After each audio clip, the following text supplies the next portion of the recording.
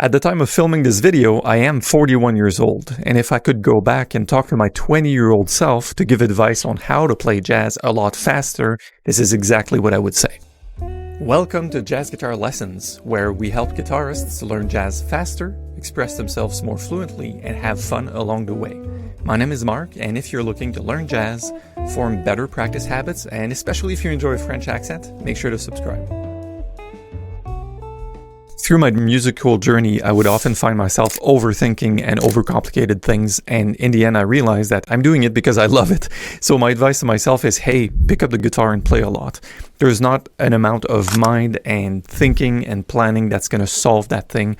Play your heart out and don't overthink it. Often I would get anxious, looking at a certain player, developing chops and going like, how can I reach this? What's the solution? Is this a book or method, or did I practice not enough? In the end, it's like, hey, if you love it, invest your time in playing the guitar. In recent years, I've heard a lot of students tell me, hey Mark, I've been practicing and doing all the stuff, learning the tunes, but I think I'm worse. I think I'm playing less good than before. I've been through this myself in my 20s, my 30s, and I think I picked up on what the lesson here is.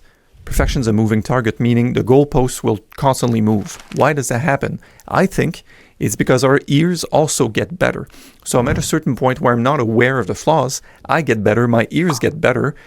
I'm a better musician, but I hear more of the flaws, and therefore I conclude that I'm worse off, but I am not, right? So remember, the goalposts will always move, and perfectionism in general, trying to get things exactly perfect, is a killer of creativity. So I don't know if you'll relate to this, but often I would go and hear live jazz and hear a player that's playing all the right vocabulary. He knows all the tunes.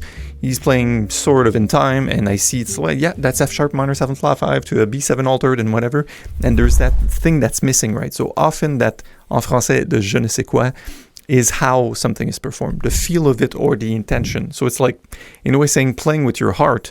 So what I would tell my younger self is like, you have this thing that's very obvious, like a D minor 7 arpeggio, but how it's going to be played will matter more in the end than what it is, because the how is all these other variables of music, like nuance, dynamics, the phrasing, is it laid back, is it connecting with the drummer?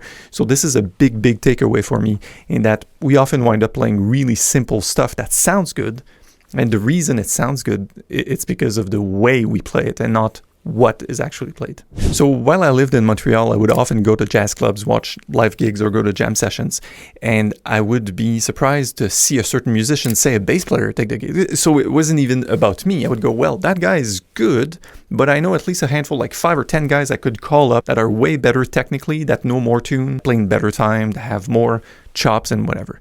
And the lesson here is like, look, that guy is best friends with the sax player that booked the gig, and that's okay, right? So that was a big thing for me to go, why aren't the people that are the best getting all the gigs? Actually, it's about relationship and community. So it was a big takeaway from me to go, you can be as good as you can and as good as you want, but it doesn't guarantee that you'll get booked or people will call you.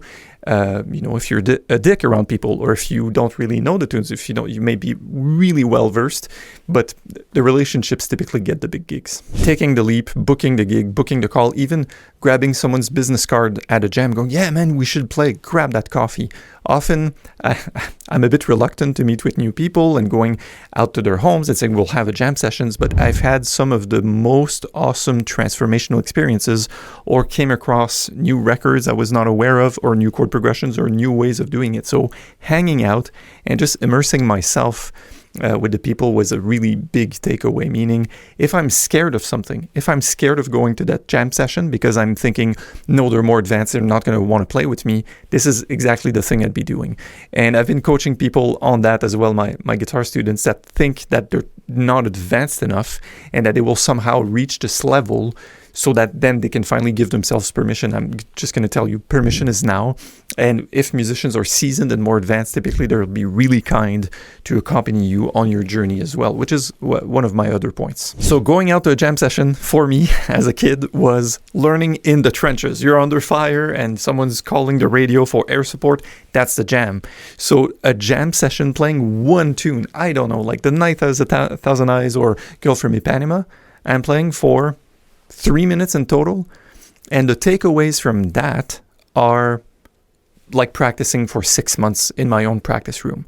So it's a really, that's the name of my coaching program. I call it the Jazz Guitar Accelerator, but it's a way to accelerate your skills, to go out and to be in a situation where there's no BS.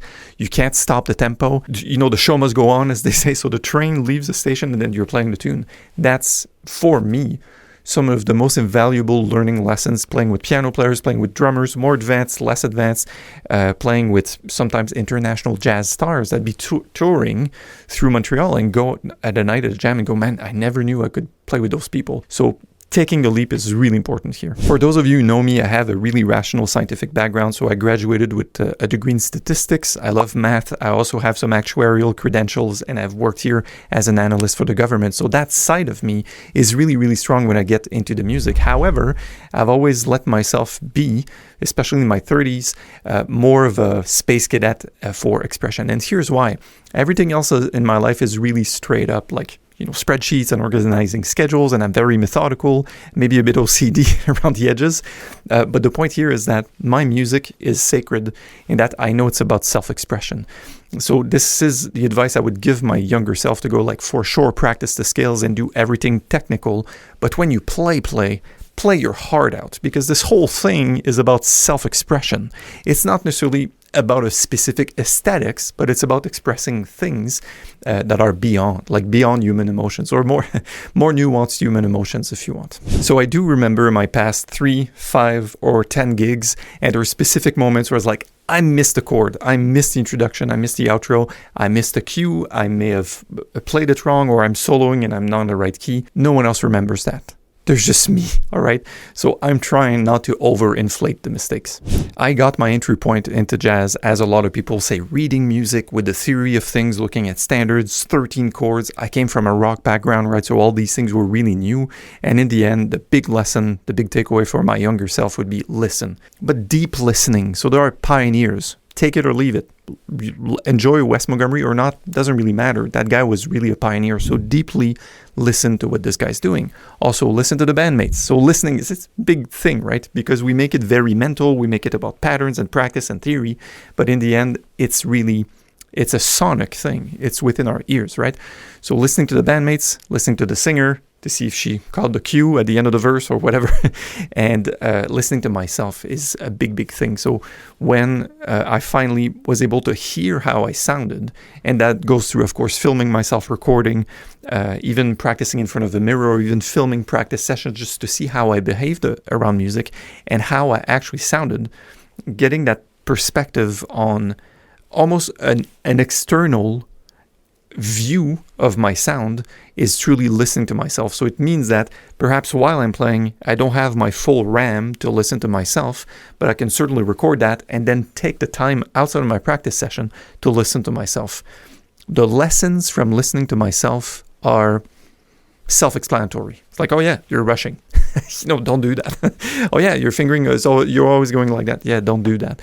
So that's a big, big, big takeaway. This is, in a way, by the way, link in description, in a way that I work with coaching students to do custom and tailored feedback, which means that you get an external eye, not just like new information from a private lesson or like taking a masterclass or a workshop or a book. It's more like, hey, this is what you're doing, this is what's working, this is not what's not working, and fix it. So having a fast feedback loop on these things has been the most helpful. I've done it with myself and with mentors, with some of my mentors, and now we're providing that service online as well.